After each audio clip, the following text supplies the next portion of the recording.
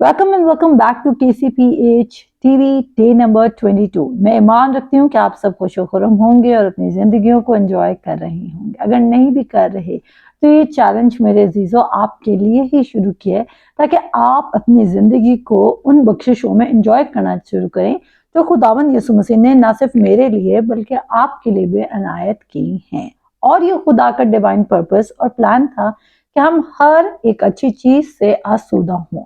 आप आज डिस्करेज हो सकते हैं, आज आप सैड हो सकते हैं, आज आप अपसेट हो सकते हैं, लेकिन मैं आपको कहना चाहती हूँ कि आप इन तमाम चीजों से इसलिए गुजर रहे हैं क्योंकि आप फैसला नहीं करे। अगर आज आपने हमारे साथ 21 दिन का सफर कर लिया है लेकिन फिर भी आपने एक फैसला नहीं किया जहां पर आपने अपना पर्सनल टाइम नहीं निकाला, जहां पर आप खुदा के कलाम पर मेडिटेट करेंगे दिन और रात, तो इसका मतलब है कि आप इस प्रोग्राम को, आप मेरी इंस्ट्रक्शंस को या आप इन दो बातों को भी छोड़ें, आप अपनी बेहतरीन जिंदगी में दाखिल होने के लिए सीरियस नहीं हैं। कौन आपको आपकी बेहतरीन जिंदगी तक लेके जा सकता है? आपकी राहें, आपका आपका फ्यूचर आपके अपने दिल में है। जितना आपका दिल डिसाइड कर लेगा कि मैंने उस रास्ते पर जाना है, उस कदर आप जल्द उस रास्ते पर पहुंच जाएंगे। फैसला आपके पास है, नॉलेज आपके पास है। खुदावंद यीशु मसीह ने खुदा के कलाम में लिखा है, खुदा के पाक कलाम में लिखा है कि मेरे लोग अदमे मार्फत की वजह से हलाक हुए, लैक ऑफ नॉलेज की वजह से। क्या अगर आपको यहाँ पर नॉलेज का प्लेटफॉर्म मिल रहा है और आपके पास गॉस्पेल ट्रूथ पहुंच रही है और फिर भी अगर आप वर्ड को रिसीव नहीं करते, तो इसका मतलब है कि आप फुली परसुएडेड नहीं हैं, आप एक्साइटेड नहीं है कि आपको अपनी जिंदगी तब्दील करनी है। कोई आपके लिए आपकी जिंदगी को तब्दील नहीं कर सकता। मेरी वन टाइम की प्रेयर, मेरा वन टाइम का फेथ रखना आपकी जिंदगी को फैक्चुअल नहीं बनाएगा। मेरा फेथ मेरे लिए काम करेगा और आपका फेथ आपके लिए काम करेगा। अब चलते हैं आज के टॉपिक पर, और आज का टॉपिक हमारा ये है कि मैं बात करूंगी, क्योंकि हम जंग के बारे में बात करते हैं और लास्ट एपिसोड को मैंने खत्म किया था यरू की दीवार पर, और वहां पर मैंने बोला था कि वो बात भी वो करते जो खुदा ने उनको कही थी, वो सोच भी वो रहे थे जो खुदा ने उनको कहा था, वो कर भी वो रहे थे जो खुदा ने उनको कहा था। जब हम खुदा का कलाम सुनना शुरू करते हैं, क्योंकि हम ये बात पढ़ रहे हैं कि ईमान सुनने से पैदा होता है और सुनना मसीह के कलाम से, तो जब आप खुदा का कलाम सुनना शुरू करेंगे तो इसके असरात क्या होंगे, और सबसे पहले ये आपके कौन से एरिया में तब्दीली को प्रोड्यूस करेगा। हमें ऐसा लगता है कि जब हम कलाम सुन रहे हैं तो हमारी बाहर की चीजें तब्दील हो रही हैं। गलत फहमी। रुक जाइए और मेरी बात को गौर से सुनिए। आप समझ रहे हैं कि आप खुदा का कलाम इसलिए सुन रहे हैं ताकि आपके बाहर के हालात तब्दील हों, लेकिन मैं आपको बताना चाहती हूँ, आज एक राज आप पे रिवील करना चाहती हूँ कि आपको खुदा का कलाम इसलिए नहीं सुनना कि आपके बाहर के हालात तब्दील हों। आपको खुदा का कलाम इसलिए सुनना है कि आपके अंदर के हालात तब्दील हों, आपके दिल के हालात तब्दील हों। मैंने अपनी जिंदगी में ये बात बहुत कसरत से एक्सपीरियंस की है कि जहां पर मेरा दिल लगा होता है वहां पर मेरी राहें होती हैं। मुझे अगर मेरा किसी चीज में या किसी पर्सन में या किसी एक्टिविटी में अगर दिल लगा हुआ है, तो मुझे आपको याद नहीं कराना पड़ेगा, आपको मुझे याद नहीं कराना पड़ेगा। मुझे पता है कि मैंने उस एक्टिविटी को कैसे चेस करना है, मैंने उस चीज को कैसे परसू करना है, मैंने उस चीज के लिए कैसे जदोजहद करनी है, मैंने उस चीज के कैसे ख्यालात में रहना है, मैंने उस चीज के बारे में कितना सोचना है। अब ये सब कुछ आप भी एक्सपीरियंस कर रहे होंगे। क्यों? क्योंकि हमारा जो दिल है वो हमें खुद ही ड्राइव करता है उस डायरेक्शन में जो चीज हमारे दिल में खूब सारी भरी होती है। आज मैं आपको बार बार कह चुकी हूँ कि आज आपकी जिंदगी जिस भी मकाम पर खड़ी है उसमें आपके दिल का बहुत मेजर रोल है। आप समझते हैं कि नहीं, मेरे दिल का कोई रोल नहीं है, आपके दिल का रोल है। अगर डीप डाउन आपसे कुछ सवालात किए जाएं, आपको अपने साथ बैठाया जाए और आपसे पूछा जाए कि क्या क्या आपके दिल के अंदेशे थे, और मैं बता सकती हूँ आपसे बात करके कि आपके अंदेशे, आपके दिल के ख्यालात ही बहुत दफा रिवील कर देंगे कि आपकी जिंदगी में ये वाला इंसिडेंट या ये वाला वाकया या ये वाली प्रॉब्लम क्यों अकर हुई। अब खुदा का कलाम हमें कहता है कि दिल हीला बाज है। दिल हीला बाज है। जो दिल है वो क्या करता है कि दिल जो है वो हर वो चीज को बढ़ाएगा या उगाएगा जो आपके दिल में गिर जाती है। दिल को ये नहीं पता कि उसने अच्छी चीज उगानी है या बुरी चीज उगानी है। इसकी एग्जाम्पल कैसे हम देखेंगे?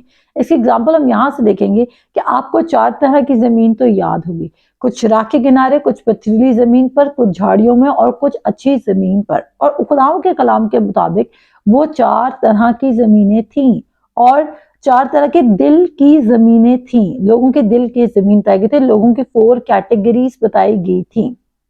अब जब लोगों ने खुदा का कलाम लिया तो 3 तरह की जमीनों ने रिजल्ट प्रोड्यूस नहीं किया, लेकिन 4th टाइप का जो लैंड है वो रिजल्ट प्रोड्यूस कर रहा है।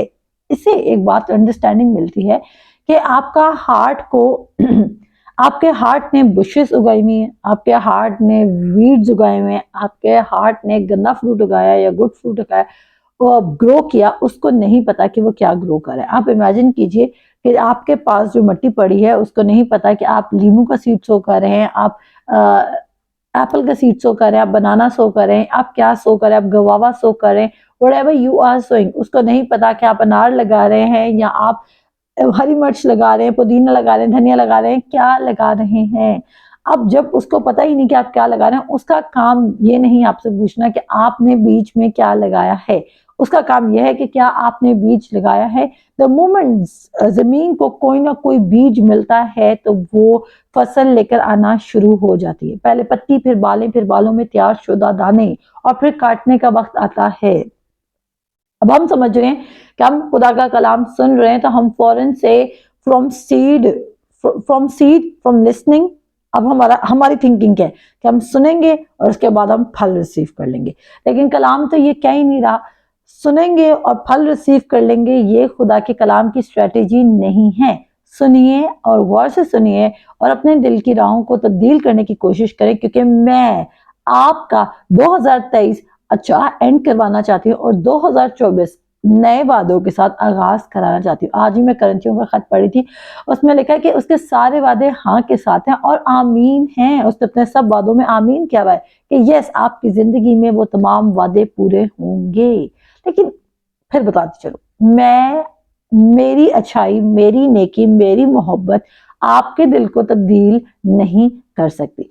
सिर्फ खुदा का कलाम है जो आपको उस पोजीशन पर लेकर आ सकता है जहां पर आप मिरेकल माइंडेड हो जाए, जहां पर आप एक्सपेक्ट करने लग जाए कि yes, big things are coming my way. मेरी जिंदगी में एक बड़ी तब्दीली आने वाली है और तब्दीली बाहर से कभी शुरू नहीं होगी, तब्दीली हमेशा अंदर से शुरू होगी। तो हम बात करते हैं कि खुदा का कलाम कहता है कि दिल हीलाबाज है। दिल क्या है? हीलाबाज। अब दिल को नहीं पता कि वो क्या ग्रो कर रहा है। आज आपके दिल में जो ज्यादा बड़ा है वही बाहर आएगा। मैं आपके साथ पढ़ी थी इमसाल के 4 बाब की 23 आयत, मेरे साथ निकालें और साथ साथ हम जरा अब कुछ स्क्रिप्चर्स को भी देखते हैं। मिसाल की किताब उसके 4 बाब की 23 आयत में कुछ यूं लिखा है। आप सब जानते हैं कि मैं आपको बता चुकी थी कि उससे पहले वो कहता है, मेरे बेटे मेरी बातों पे तवज्जो कर, मेरे कलाम पर कान लगा, इसको अपनी आंख से उजल ना होने दे, इसको अपने दिल में रख, क्योंकि जो इसको पा लेते हैं ये उनकी हयात और उनके सारे जिस्म की सेहत है। लेकिन उसके बाद वो वहां पर इंस्ट्रक्शंस देना खत्म नहीं करता। आउटवर्ड चीजों की प्रोटेक्शन तो हमने करनी है, वो गेटवेज है, लेकिन उससे पहले वो आपको कह रहा है कि बाहर की तब्दीली से पहले अंदर की तब्दीली पर काम करो। वो कहता है, तुम प्याले और रकाबी को बाहर से साफ करते हो, तुम सफेदी फिरी हुई खबरें हो। आप कब्र को कितना ही अच्छा डेकोरेट कर ले, आप कब्र के ऊपर कितने अच्छे फ्लावर्स रखते हैं, बट क्या उसके अंदर से लाइफ निकल रही है या डेथ निकल रही है? हालेलुया। मैं मान रखती हूँ कि आपको ये पॉइंट बहुत अच्छे से समझ आई होगी। कब्र को कितना भी डेकोरेट कर लें, उसके अंदर से सिर्फ डेथ की रिप्रेजेंटेशन है। उसका आउटर सरफेस कितनी ही क्यों ना अमेजिंग हो, वो मैटर नहीं करती है। इसी तरह आपका दिल इस वक्त क्या अपने अंदर समा कर बैठा हुआ है, उसके अंदर क्या लगा हुआ है, वही डिसाइड करेगा कि आपके अंदर से जिंदगी की नदियां जारी होती हैं, आपके अंदर हेल्थ निकलती है, आपके अंदर से प्रॉस्पेरिटी निकलती है, या आपके अंदर से गुर्बत निकलती है, परेशानी निकलती है, तकलीफ निकलती है, मुसीबत निकलती है, तंगी निकलती है। आप आज अपने दिल से क्या निकालना चाहते हैं और क्या डालना चाहते हैं और क्या फ्रूट्स आप खाना चाहते हैं? आमीन। देखिए यहाँ पे क्या लिखा है, वो कहता है, अपने दिल की खूब हिफाजत कर क्योंकि जिंदगी का सर चश्मा वही है। अपने दिल की खूब हिफाजत कर क्योंकि जिंदगी का सर चश्मा वही है। रिपीट करूंगी, अपने दिल की खूब हिफाजत कर क्योंकि जिंदगी का सर चश्मा वही है। अजीब, मैं अपने दिल की कैसे हिफाजत कर सकती हूँ? इमेजिन कीजिए, मैं अपने दिल की कैसे हिफाजत कर सकती हूँ, जबकि खुदा ने मेरे दिल को ऑलरेडी रिब केज में प्लेस किया है। खुदा ने मेरे दिल को पसलियों में रखा है ताकि अगर कोई एक्सीडेंट हो तो मेरा दिल प्रोटेक्टेड है, हड्डियां ब्रेक हो जाए कि मेरे दिल को डायरेक्ट अटैक ना हो या डायरेक्ट इंजरी ना आए। क्या खुदा हमारे इस गोश्त के दिल की बात कर रहा है? इंपॉर्टेंट वर्ड को सिर्फ इतनी हद तक ना पढ़ें जितनी हद तक चर्च वाले सिखा रहे हैं। अगर आप लाइफ रिजल्ट्स को देखना चाहते हैं, लिविंग रिजल्ट्स को देखना चाहते हैं, अगर आपको लगता है कि खुदावंद यीशु मसीह ने इंडिविजुअली आपकी खातिर जान दी थी, तो इसको एम्ब्रेस करें और अपनी ग्रेटर हार्वेस्ट और ब्लेसिंग को मिस आउट मत कीजिए। अगर आप गलत कलाम पर आज पकड़ के बैठे हुए, होल्ड किए बैठे हुए, खुदा ने आपसे ये नहीं पूछना कि फलाने पास्टर का कसूर था। खुदा कहेगा, यू हैड माई बुक, आपके पास मेरा कलाम था, क्या तूने खोला? क्या तूने मुझसे पूछा?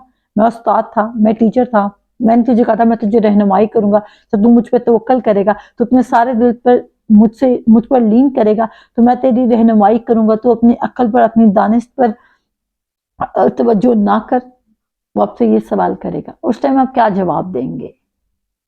उस टाइम आपके पास कोई जवाब नहीं होगा। अपने दिल की खूब हिफाजत कर क्योंकि जिंदगी का सर चश्मा वही है।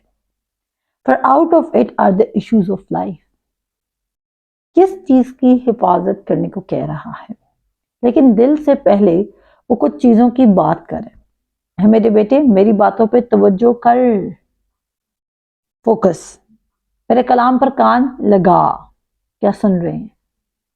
किस पे आपका सारा दिन ध्यान है? किस पर आपका सारा दिन ध्यान है? अपने आप को धोखा ना दें, फरेब मत दें अपने आप को। पॉल इतनी खूबसूरत बात करता है, कहता है सब चीजें रवा तो हैं लेकिन सब चीजें मुफीद तो नहीं। हाँ, हो सकता है इस वक्त आप जो काम कर रहे हो वो गुनाह की सेंस में ना आ रहा हो, वो गुनाह ना हो, लेकिन वो डिस्ट्रैक्शन हो सकता है। क्या हम हर वो काम करने लग जाए जो हमें बेनिफिट नहीं दे रहा? जंक फूड खाने से आप मर नहीं जाएंगे एकदम से, लेकिन क्या वो मुफीद है? एक बैलेंस के साथ आप डाइट ले रहे, लेकिन वही पॉल हमें कह रहा है कि जरा सा खमीर सारे गुंदे हुए आटे को खमीर कर देता है। कितना सा खमीर? जरा सा खमीर, ज्यादा खमीर नहीं। व्हेन यू आर बेकिंग, जो बेक करते हैं, जिन्होंने कभी जिंदगी में कुछ भी बेक किया है, वो मेरी इस मिसाल को लिटिल लिवेंथ द होल लम्प, आप समझ के होंगे मैं क्या एग्जाम्पल दे रही हूँ। खमीर हम टीस्पून की क्वांटिटी में डाल रहे हैं, और जो हमारा फ्लावर है यानी कि हमारा जो मैदा है वो बहुत क्वांटिटी में। अब मैदा हमारी इतनी क्वांटिटी में, जो खमीर है वो हम पिंच ले रहे हैं, या यू कैन से टीस्पून ले रहे हैं। अब टीस्पून और इतनी क्वांटिटी में फर्क है, लेकिन जब हम उसको ऐड करें तो वो इतनी सी क्वांटिटी, पिंच या टीस्पून की इतनी वैल्यू है, उस चीज में इतना असर है कि वो पूरे आटे को, पूरे मैदे को एयर वाला बना देता है, उसको फुला देता है, उसको ऊपर ले आता है, उसको रेस कर देता है, वो पूरा खमीर कर देता है इसको। आज ये सोचने की बात है कि आपके अंदर जो जा रहा है, आपके दिल के अंदर, वो आपको अफेक्ट करे। तभी वो कहता है, ऐ मेरे बेटे मेरी बातों पर तवज्जो कर, आपका फोकस किस चीज पर है? मेरे कलाम पर कान लगा। उसने आपको नहीं बोला कि आप इधर उधर की बातों पे कान लगाएं। लोगों को न्यूज चैनल्स देखने का बहुत शौक है, वो क्या करें? डू यू थिंक आप अपने अंदर इंफॉर्मेशन लेके जा रहे हैं? लिटिल इंफॉर्मेशन होना इज फाइन, ठीक है, सही है। आई जस्ट गेट अपडेटेड, थोड़ी बहुत इधर उधर से इंफॉर्मेशन मिल जाती है और मुझे भी अपडेट्स मिल रही थी, लेकिन आई डोंट प्रेफर कि मैं फुली अपडेटेड पर्सनैलिटी हूँ, क्योंकि कुछ लोगों को ये बात फख्र की बात लगती है कि वो बहुत ज़्यादा एजुकेटेड है इस बात में, या वो बहुत ज़्यादा वेल अवेयर हैं, वो हर बात से फेमिलियर हैं। मुझे दुनिया की बातों से ज़्यादा फेमिलियर होने में मुझे कोई बड़ाई नहीं लगती। वो कहता है तुम नेकी करने में, वो तू समझदारी में, मैं वर्ड्स ऐड कर दूंगी, मुझे एग्जैक्टली उसकी पूरी कोट याद नहीं आ रही, लेकिन वो इट्स लाइक दैट कि तू समझ में बच्चा ना बन, लेकिन तू बदी में बच्चा बन। तू समझ में बच्चा ना बन, लेकिन बदी में बच्चा बन। अब जब आप सुन रहे हैं, जो भी आप सुन रहे हैं, वो आपको समझ में बच्चा बना रहा है, बदी को इंक्रीज कर आपके अंदर, या वर्ड ऑफ गॉड को आपके अंदर इंक्रीज कर रहा है? किसके नॉलेज को वो इंक्रीज कर रहा है? हम यहाँ पर अपनी वीडियो का टाइम बहुत एक्सटेंड हो चुका है, हम इसको कंटिन्यू करते हैं अगले एपिसोड में। तब तक के लिए आप अपना ख्याल रखें। खुदा हाफ़िज़।